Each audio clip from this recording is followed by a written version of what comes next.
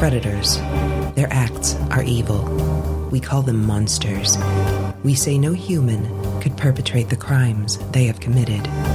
But in truth, only human beings execute these horrific acts. And if you're like me, you want to know why. To find out, join me, Ariel Cooksey, on my podcast Malice. As a social psychologist, I dig into the psychology, sociology, neurobiology, child development, trauma, and other factors that come together to create malicious offenders. Find Malice wherever you listen to podcasts.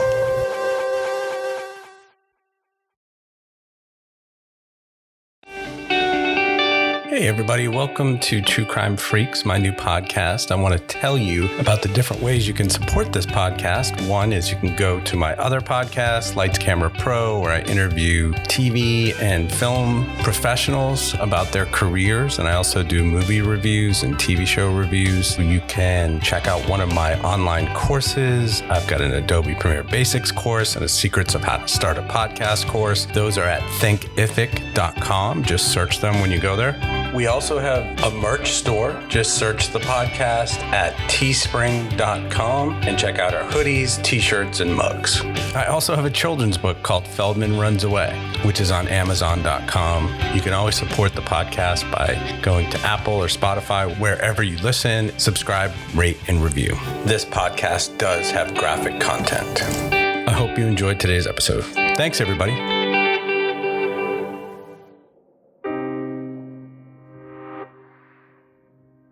A young mother of a 5-year-old boy. She was always smiling and loved her child so much.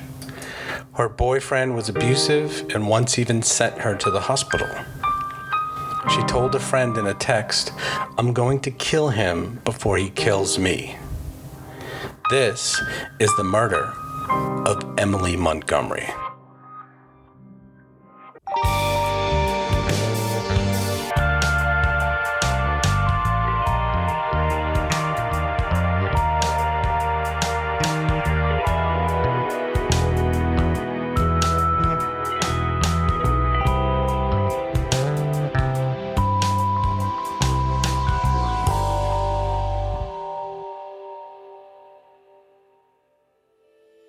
Hey everybody, welcome to the True Crime Freaks podcast. You freaks, you love true crime just like I do. This is another crazy episode. Let's get right into it. I will say that this podcast does have graphic content. Here we go.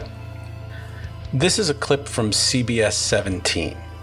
Yeah, sad news for the family of Emily Montgomery. The 26-year-old's body was found here in the 7300 block of ACC Boulevard in Raleigh earlier this evening. Now, the young mother went missing the day before Thanksgiving, and a silver alert was issued after her parents told police they could not get in contact with her. Jose Carlos Granizo was charged with murder in Montgomery's death earlier this month, and if convicted, he faces life in prison or the death penalty. Her body was sent to the state medical examiner's office in Raleigh.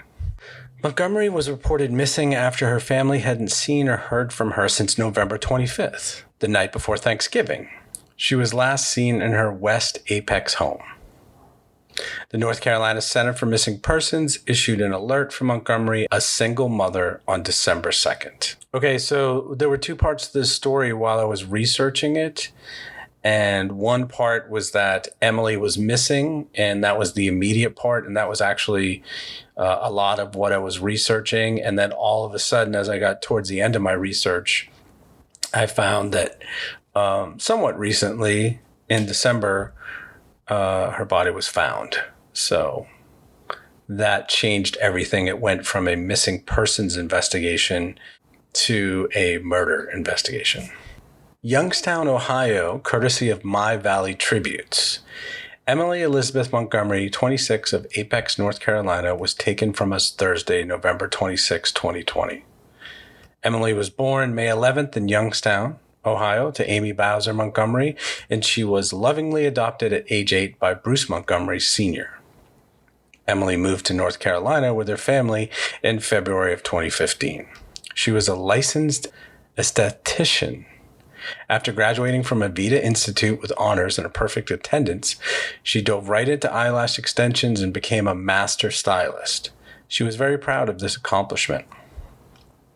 Okay, so obviously Emily grew up in Ohio. She was adopted. There was some talk at one point about her maybe having dementia.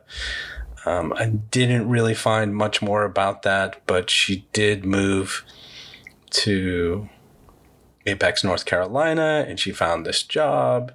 And she was working at a salon. She had a 5-year-old kid, and she was dating this guy who we'll find out more about. I looked at Emily's Facebook page, and there are selfies of her, several of them, and photos of her and her son. There's even one at Christmas where he's sitting on her lap, but no photos of her and her boyfriend on the Facebook page. According to Kiro7, Jose Carlos Jacome Granzino, 29, of Raleigh, is charged with the murder and the death of Emily Elizabeth Montgomery, 26, of Apex. He is being held without bond in the Wake County Jail. Apex police officials said that officers were called the day after Thanksgiving by Montgomery's family. They were concerned because they had not heard from her in a couple of days. She was last seen alive between 10 and 11 p.m. November 25th at her home. According to CBS 13, on December 11th, the Apex Police Department said detectives developed additional information and evidence that led to the arrest of Jacome Granzino. Okay, so let me paint a picture for you of these two people because it's a tragic story, but I want you to picture them. I know I usually put a picture of the victim on the social media post. Sometimes you can see that on the podcast, wherever you're listening. Some of the apps and sites will show a picture, but some won't, like Apple. Emily was 26. She was pretty. She had long black hair. She looked stylish. She took lots of selfies, and she just seemed like a sweet woman from her pictures. And Jacome Granzino, on the other hand, is really the only picture that you see is a mugshot. I couldn't find anything about his early life. There's still not a lot of information about this case because of it's still hasn't gone to court. There hasn't been a conviction. There has been an arrest. He has been arrested for her murder, and they have found her body. But he is a 29-year-old guy, and he just has this sort of blank stare in the mugshot, and he has a big sort of fire tattoo at the bottom of his neck, and he has a short haircut, and that's the best way that I can describe him, just to give you a little bit of an idea of what they both look like or looked like.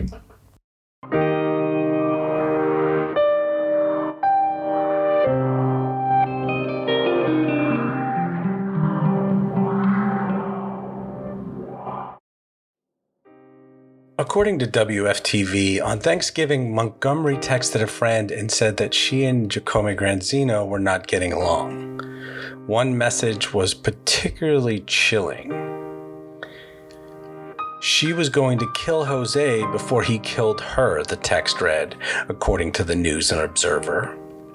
Montgomery also sent a friend a text that read, "It is going to happen. He is going to kill me first." It was the last that friend had ever heard from her, the warrants say. Okay, so I got to talk about the text for a second here. This is so crazy. We find out later as we go through this case that this guy was abusive. He had assaulted a woman before. He was abusive several times with Emily, and he even sent her to the hospital once. So people know this guy is dangerous. She keeps seeing him. In a second, we'll hear what the neighbors say about it. We'll hear a little bit about what the mom says about it and the friends say about it. But everybody knew that this was a dangerous man. And to get texts saying that I got to kill him before he kills me, or he's going to kill me first, it's going to happen now, is so crazy. And it's something I wanted to talk about, where you know someone's going to hurt someone in your life because they've hurt them before physically, and maybe this time they'll kill them, and there's really nothing you can do or nothing the police can do. Even when someone's being stalked, you can get in order for someone to, stay away from you or whatever. But essentially, if someone wants to kill you, they can kill you. And it seems like the police or the justice system is retroactive, or it only does things once someone's murdered. Like, they don't do a lot before people are murdered. They might visit the guy, or they might talk to him, or they might put him in jail. But I saw this Dateline episode where this guy he kept coming to this woman's dorm, and he kept sort of breaking in. He didn't have a way to get in there. And he was on campus, and he was walking around. This campus policeman was trying to, stop this guy from coming on campus. And he got like a restraining order to stop him from coming on campus. And he kept showing up, and he kept showing up, and kept showing up. And he ended up killing someone else who kind of looked like the girlfriend that he was stalking, which is even crazier and more scary because this woman didn't know him at all.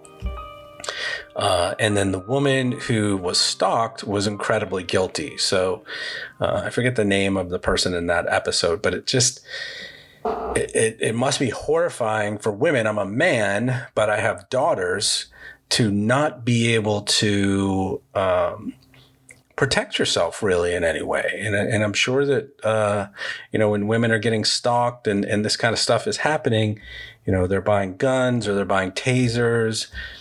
I know my daughters have pepper spray, but is it enough? And it's obviously a constant worry for your father. You have to let them grow up. They're going to college, and you just have to let them do their thing. But, you just never want to get that call. And it just must be such a harrowing thing to be stalked, or to have a family member who's in an abusive relationship like this. And there's really nothing you can do because they're adults, and if she wants to stay with him, she can. There's nothing you can do to stop her. Okay, so I know this isn't about this episode, but I just want to say one more thing about this Dateline episode because it really kind of shook me. But the mother of this woman who was being stalked at the college, she was 20 years old or something. The mother met this guy, and he was a personal trainer, and he worked out all the time, and he was much bigger than her daughter. And she just said to her, she said, "Honey, I can't stop you from dating him, but this guy's going to hurt you. This guy is going to hurt you bad or kill you." And she was like, "What are you talking about, Mom? He's just a guy. I'm just dating him. There's no issues. We don't have any problems." She's like, "I'm telling you right now, get rid of this guy because he is going to hurt you." And he ended up hurting someone else, but he was very close to hurting her and stalking her all the time. So the mom was right, and her instinct was right. This clip is from CBS 17. Carlos Jose Jacome has been charged. According to the warrants, he was arrested this morning and is charged with first-degree murder. And warrants say this was a premeditated killing that happened on Thanksgiving or the next day.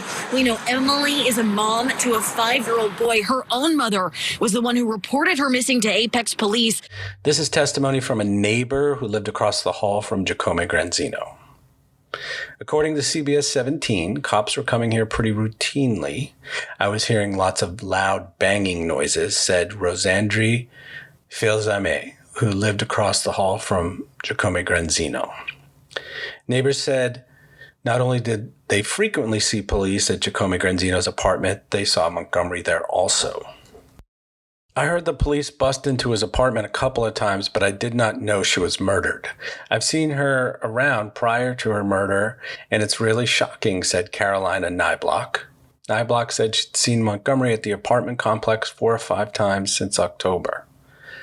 Police did not say what, if any, relationship there was between the victim and the suspect. However, friends said the pair dated casually. According to arrest records, Jacome Granzino was previously charged with assault with a deadly weapon, an intent to kill, and assault on a female in October 2016 in Guilford County. This clip is from WRAL. All she wanted to do was make people feel beautiful and like teach them to be comfortable in their own skin. And she loved that kid more than anything. That was her whole entire world. And she loved my kids like they were her own. She loved with her whole heart. Like, I've never met anyone who loved that hard. She definitely did. She was loyal to the end.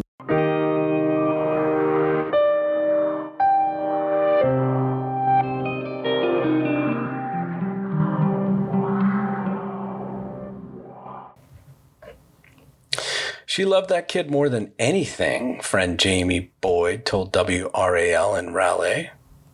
That was her whole entire world. That was her motivating force for everything in life. Now we're going to talk a little bit about Emily's family. According to Oxygen, Montgomery's mother has described her daughter as pure joy. She was excellent at everything she did, Amy Montgomery told WRAL TV. There are countless memories of how proud she made me. The grieving mother also said that Montgomery was fierce, loyal, sassy, and had a smile that would light up the room. In my little world, she was the sun, and she will be greatly missed, Amy Montgomery told WNCN.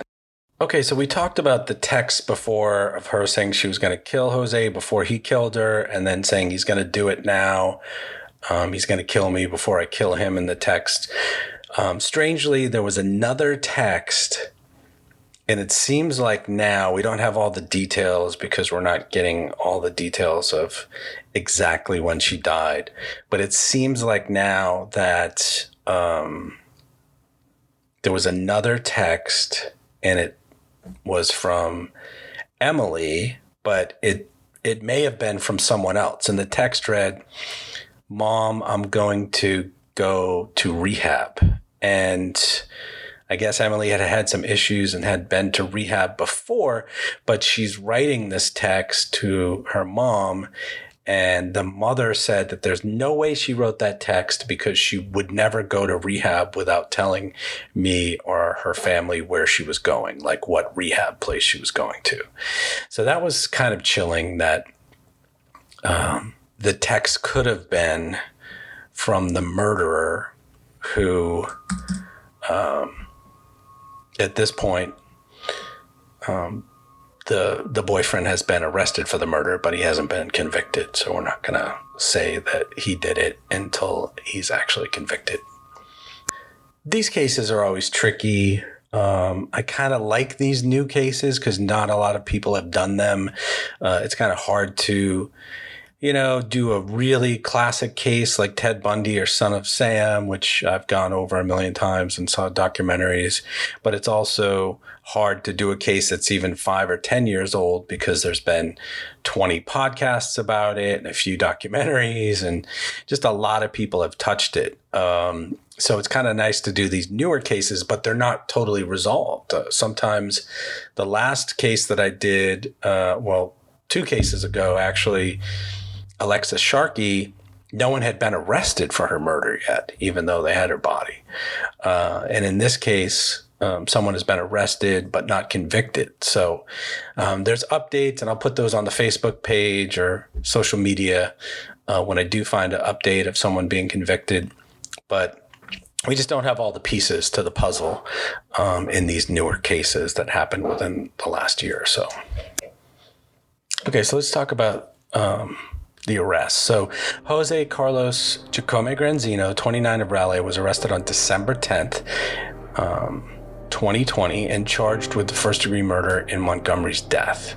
Jacome Granzino is being held without bond in the Wake County Jail. Now, this is the little piece of information that I was trying to get through clips, but the one clip that had it, I couldn't download it for some reason.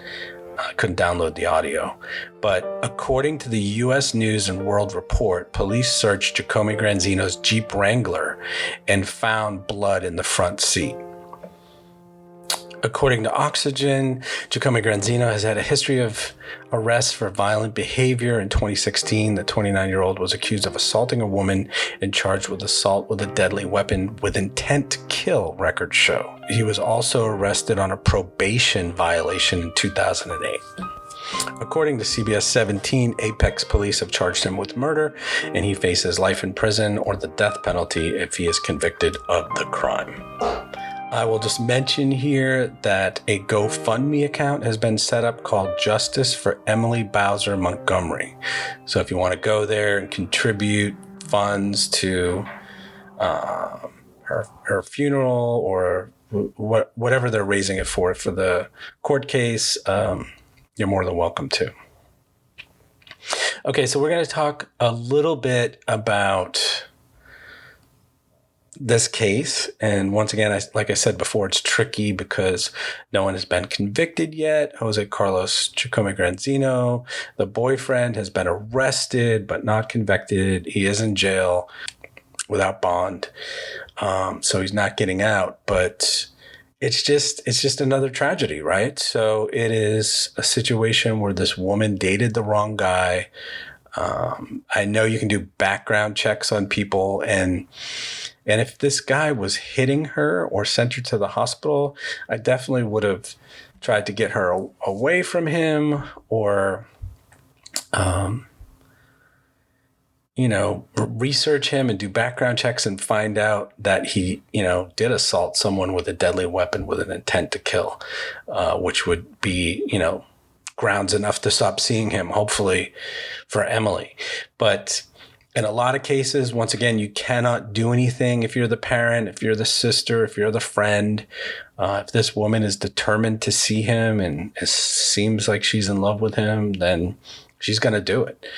And there's nothing you can do about it. But it's another tragic case because she leaves this 5-year-old son behind. I'm sure the sister and the mom will help out and the friends. But just another reason for someone not to be murdered, another murder without any reason.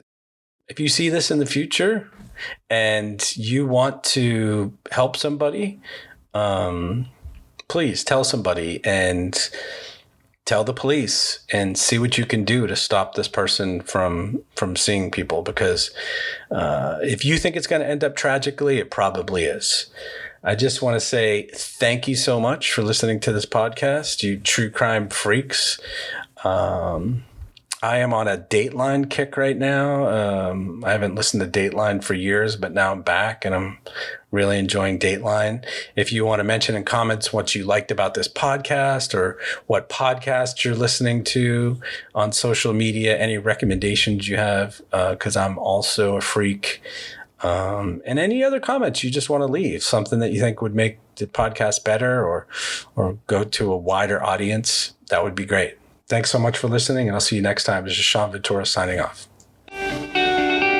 Hey, everybody. Welcome to True Crime Freaks, my new podcast. I want to tell you about the different ways you can support this podcast. One is you can go to my other podcast, Lights Camera Pro, where I interview TV and film professionals about their careers. And I also do movie reviews and TV show reviews. You can check out one of my online courses. I've got an Adobe Premiere Basics course and a Secrets of How to Start a Podcast course. Those are at thinkific.com. Just search them when you go there. We also have a merch store. Just search the podcast at teespring.com and check out our hoodies, t-shirts, and mugs.